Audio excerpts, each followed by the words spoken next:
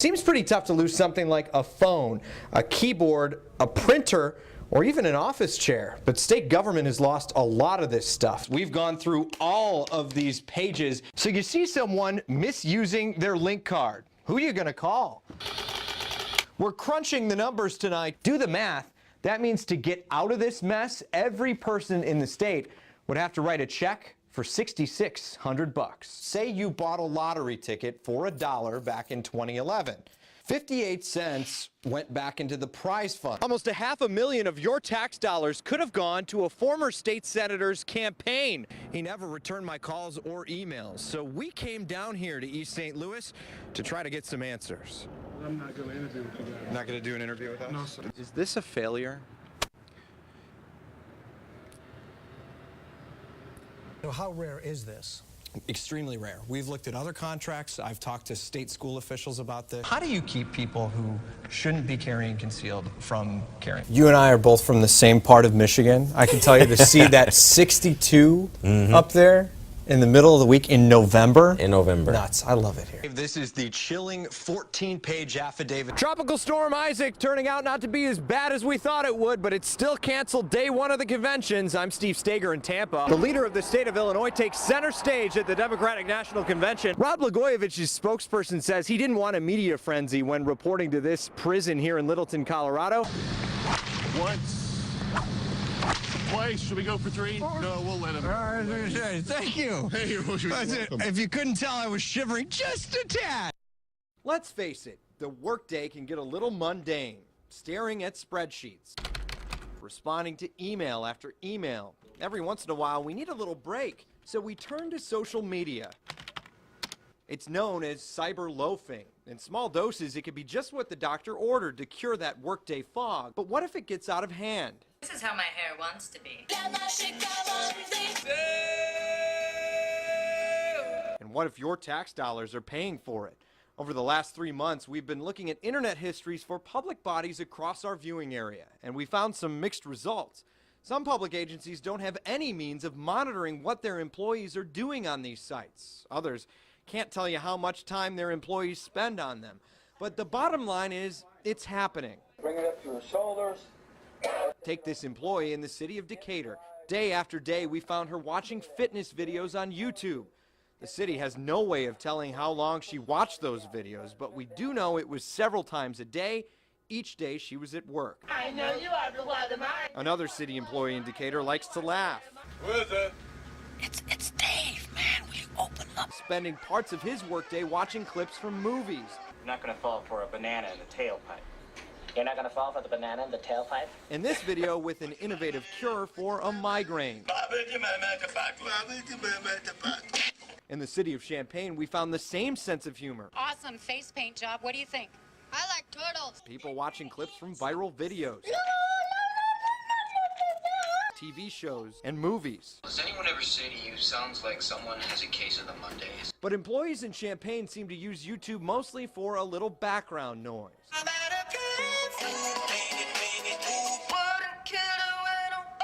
And sometimes interesting background noise.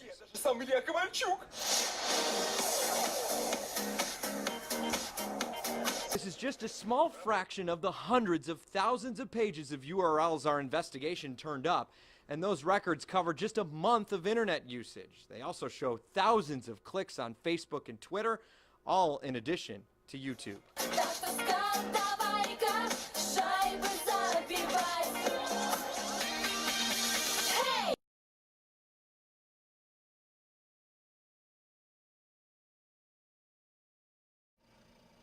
She has Alabar holoprosencephaly. When you hear Jessica Hall's story, That's a brain malformation where her brain didn't fully divide in utero. you may not think miracle. You're lucky to even be born. A lot of kids with the Alabar are stillborn. But when you consider that Jessica turned 9 years old this year, it's hard not to think miracle. She would not have made it this far if she was in the hospital. Jessica's mom, Pearl Baker, credits her at-home care for her daughter's success. It comes with a lot of work and a lot of cost. Thousands of dollars in medical equipment and nursing care. Her medications alone, last time I calculated up, are $10,000 a year. So Pearl, like many other moms in her situation, relies on the MFTD waiver. It exempts Jessica from certain provisions of Medicaid, allowing the state to pay for things like nursing care. But that waiver expired last year, and ever since, Illinois has been securing 90-day extensions until it figures out a more cost-effective solution. Baker is grateful the state continues to extend the waiver, but those extensions can be nerve-wracking. There's enough uncertainty with her condition alone. So she's standing with other moms, fighting for a permanent solution to make sure some of the state's most vulnerable aren't left out. We're not asking for anything that we feel is extraordinary. And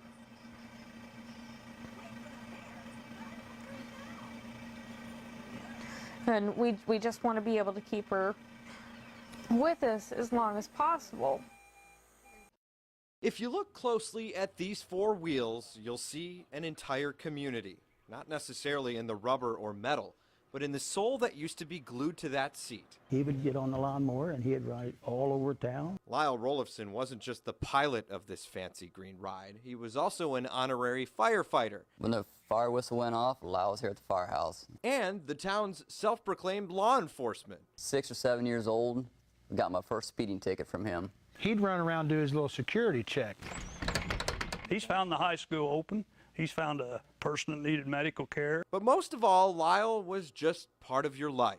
It's not uncommon in town for you to walk home and Lyle could just be in your house. We were cooking hot dogs out on the grill if we were having dinner.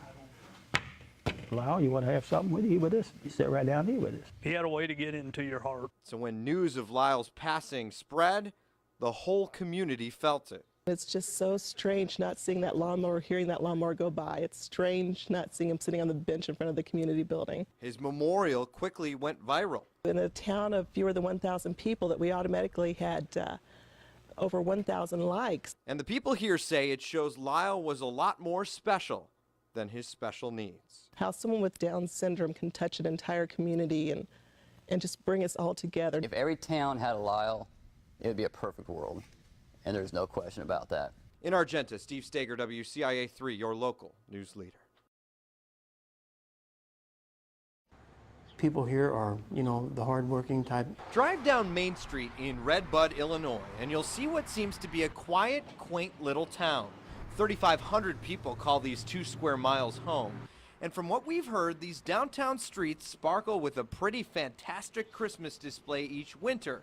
Until 3 days ago, those were the best known facts about this place. But now there's a new distinction: Red Bud, the luckiest little town in Illinois. It's about time Red Bud made it on the map. Someone bought the winning ticket at this Moto Mart in Friday's Mega Millions drawing, a ticket worth a third of that jackpot, about $218 million. Was it Mary Sternberg? I did tell the clerk when she sold me my ticket, I said, I just feel like it's going to come from this store this week. She couldn't ignore that premonition. We were at the FBLA conference in Decatur, Illinois. I had 17 students with me. They came and knocked on my door knowing that I had a ticket, and they spent the entire morning deciding how they were going to spend my money. But Mary says the numbers just didn't match, and the lottery machine agreed. Patty Kurtz made a last-minute decision to buy her ticket at another store. She's bummed, but happy to see her hometown getting some press. Now when I tell you where I live, when I'm in Florida or Texas, wherever, you're going, oh, you're one of them that didn't get the Mega Millions, and I'm going to say yes, unfortunately. It's something she won't have to necessarily say. The Moto Mart isn't just selling winning tickets. These shirts went on sale this afternoon. Red Bud Mayor Tim Lowry hopes someone won't have to buy one of those shirts. He's pulling for a winner in Red Bud and hopes that winner remembers his or her roots. If it's somebody that I know and I've sat next to before uptown having a beer, by God, I hope I can sit next to him and still have one. And maybe that winner isn't from Red Bud. In fact, I want you to take a good, hard look at this place. Does it look familiar to you at all? Maybe you were on a road trip last week, you stopped for a tank of gas, you picked up a lottery ticket. You know, the winner hasn't claimed the prize yet. If that winner is you, you have a little bit less than a year to do so. We're in Red Bud, Illinois tonight. Steve Staeger, WCIA 3 News.